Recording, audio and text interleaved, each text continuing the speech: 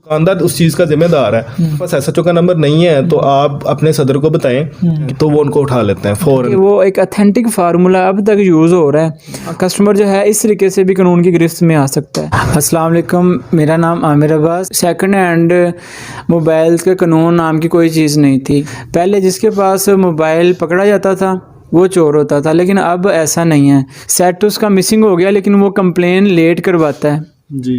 तो उस सूरत में मुझे ये बताएं कि कस्टमर किस हद तक सेफ़ है और उसमें दुकानदार बेसिकली किस हद तक सेफ़ है। बेसिकली इस तरह होता है कि जब वो अपनी एप्लीकेशन थाने में जमा करवाता है तो उसके अंदर हमारे पास जो CMS है, कंप्लेंट मैनेजमेंट सिस्टम है, उसके अंदर उसका EMI हम दर्ज कर देते हैं। फ़ोन सेल होने जा रहा है शॉप पे, अंदर क्या करता है कि वो उसका ई-गैजेट में इंदराज करता है सारा।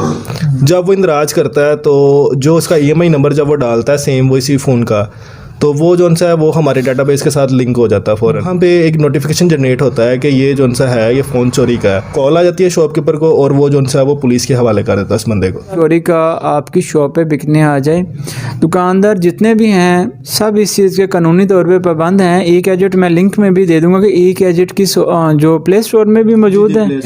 आप सब दोस्त वहाँ से इसको अगर इंस्टॉल नहीं की तो मेरा आपसे मशवरा है कि इसको इंस्टॉल करें, ताकि महकमा अगर आपसे सवाल ये करता है कि भाईजान आपने मोबाइल ख़रीदते वक्त ई-गैजेट किया था या नहीं, तो आप वहाँ पर गिल्टी ना हो। आपका अगर कसूर होगा तो महकमा ज़रूर आपको पूछेगा। इस सूरत में आपकी माफ़ी कोई नहीं है। एक फॉर्म जो सा है वो ई-गैजेट का फिल कर देते हैं और उसे सबमिट कर देते हैं, तो वो जो सारा डाटा होता है वो ई-गैजेट के डाटाबेस में सेव हो जाता है। तो अगर वो फ़ोन गिल्टी हो, स्टोलन हो या चोरी हुआ है या मतलब गुम हुआ है कहीं पे, तो इसमें है कि कस्टमर ने कंप्लेन भी की हो। जी बशर्त ये है कि अगर कस्टमर ने इसकी जो उसका जिसका फ़ोन गुम हुआ था, जो कंप्लेनेंट है, अगर उसने कंप्लेन की हुई है ऑलरेडी, तो उसमें इस तरह होता है कि वो फिर हमारे डाटाबेस से उसका नोटिफिकेशन आ जाता है। ये जो थाना होता है मुतलका, वहाँ पे कॉल आती है, वहाँ से फिर जो है वो नफरी भेजते हैं फ़ोन को रिकवर करने के लिए। तो उसी टाइम पे जो फ़ोन है और वो जो बंदा है वो दोनों रिकवर हो जाते हैं। और इसी दौरान जो सा वो एक शॉपकीपर को कॉल आ जाती है कि जो आप फ़ोन परचेज़ कर रहे हैं ये चोरी का है। ओके, हमने जब सबमिट किया आपका दिया हुआ ई-गैजेट जिसको फार्म बोलते हैं, हम फिल करके जब सबमिट कर देते हैं ऑनलाइन वो चला जाता है, प्रोसेस कंप्लीट हो जाता है। हमें कॉल भी आ जाती है कि हाँ जी ये सेट चोरी का है और आप जो है वो कस्टमर को बिठा के रखें। ऐसी है अगर हम कस्टमर को बता देंगे कि जी सेट आपका चोरी का है, कोशिश यही करेगा कस्टमर आगे पीछे हो जाए, अपनी सेफ साइड करे, चाहे वो गिल्टी हो या ना हो। गाड़ी बहुत लेट आई या कस्टमर निकल गया, पुलिस के लेट पहुंचने की बाज़ दफ़ा वजूहात तो पुलिस की रूटीन है, आपको पता है कि वो बहुत स्ट्रिक्ट होती है, बड़ी टफ रूटीन होती है। तो जो नफरी है वो बाज़-औक़ात कहीं ना कहीं बिजी होती है। तो जो थाने की मोबाइल है वो कहीं ना कहीं रेड के लिए या कहीं ना कहीं गए होते हैं, लेकिन फिर भी जो हमारी तरजीह होती है पुलिस की वो यही होती है कि हम टाइगर्स फोर्स को भेज दें। जो अगर वो भी अवेलेबल ना हो तो हम फिर शॉपकीपर को बाउंड करते हैं कि भाई टाइम थोड़ा सा लग सकता है, अभी बंदा कोई अवेलेबल नहीं है, तो उसमें वो उसको बाउंड कर लेता है। तो मोस्टली तो ऐसा ही होता है कि हमारी भी यही कोशिश होती है कि जल्दी से जल्दी जो सा है वो बंदा जो सा वो रिकवर हो जाए और साथ फ़ोन रिकवर हो जाए। ग्राहक कहता है यार मुझे बहुत जल्दी है, मैं एमरजेंसी है, उस सूरत में हम कस्टमर के साथ कैसे ट्रीट कर सकते हैं, जबकि हमें महकमे की तरफ से कॉल भी आ चुकी हो कि कस्टमर को बाउंड करें, सेट चोरी का है। आमिर भाई इसमें ना दो चीज़ें हैं।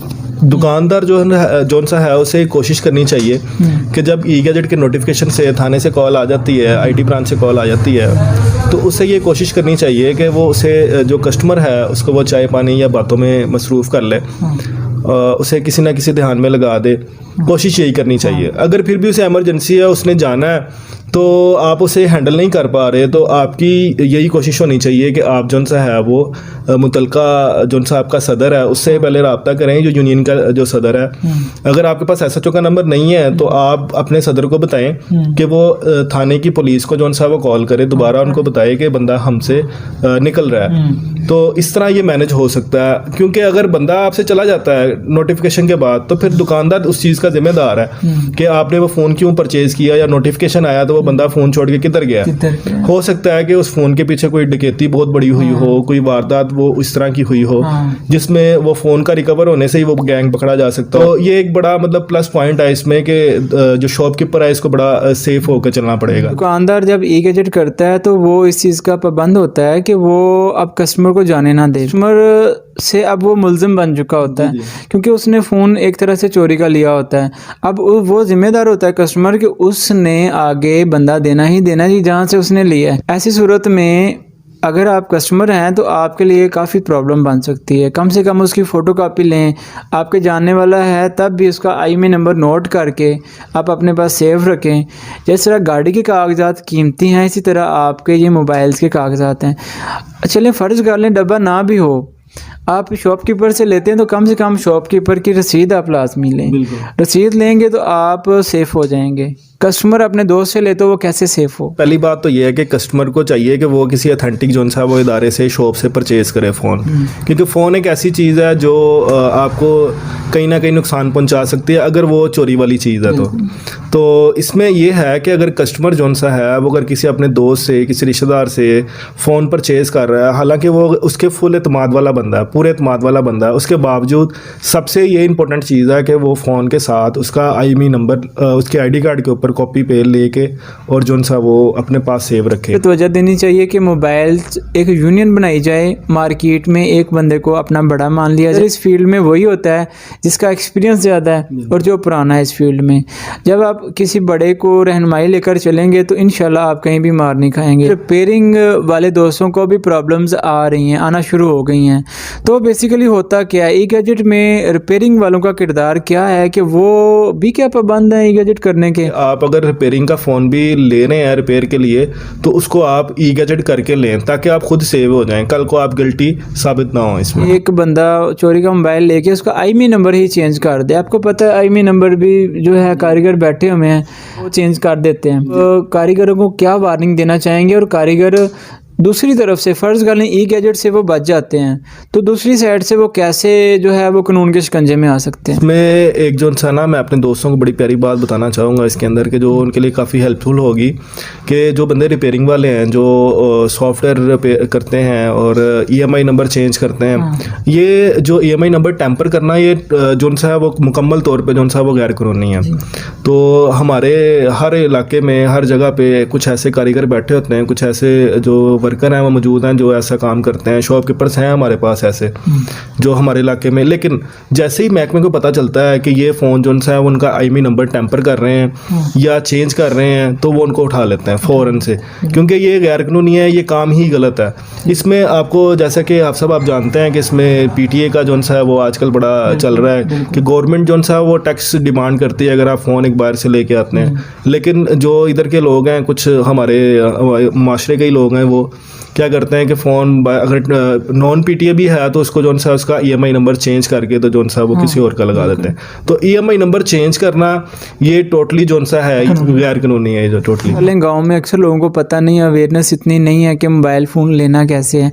या फ़र्ज़ कर लें कि एक गाँव से मोबाइल फ़ोन बिकता है तो दूसरे गाँव में जो है वो चल रहा होता है, तो बेसिकली तो लोग ई-गैजेट नहीं करते, लेकिन वो फिर भी पुलिस रेड करके पुलिस उसको बंदे तक पहुंच जाती है, बंदे को पकड़ लेती है। कस्टमर जो है इस तरीके से भी कानून की गिरफ्त में आ सकता है। इस तरह है कि महकमे के पास जो सा ना वो बहुत सारे सोल्यूशन हैं फ़ोन को ट्रेस आउट करने के, क्योंकि फ़ोन के ऊपर FIRs हुई होती हैं कि जिसका फ़ोन गया है, साठ डकैती हुई है घर में, तो वो फ़ोन जो से हैं वो रिकवर करना मुश्किल नहीं है, बड़े आसान है। बाज़ बात ये होता है कि फ़ोन काफ़ी देर बंद पड़ा रहता है, उसमें सिम नहीं डाली जाती। वैसे ही वो कोई बंदा अपने गाँव में अपने किसी दोस्त यार को सेल कर देता है कि यार ये मेरा फ़ोन है तुम रख लो, वो आगे सेल हो जाता है। तो अब वो बंदा पुलिस का रेड जो सा होता है वो ऐसे ही होता है कि वो पुलिस जो सा वो फ़ोन को ट्रेस आउट कर लेती है जब उसे सिम में डाल के ऑन किया जाता है। तो वहाँ से वो फ़ोन की वो लोकेशन भी आ जाती है कि फ़ोन किसी इलाके में यूज़ हो रहा है, या अपने दोस्त से कहीं से भी फ़ोन ले रहे हैं तो आप उसका मुकम्मल डाटा लें। चोर पकड़ा जाएगा, उसकी तो इज़्ज़त है या नहीं है वो खुद बेहतर जानता है। लेकिन बेसिकली आप दुकानदार हैं, आपकी मार्केट में शॉप है तो आपकी एक वैल्यू बनी, सालों की मेहनत होती है, आपकी एक वैल्यू बनी होती है।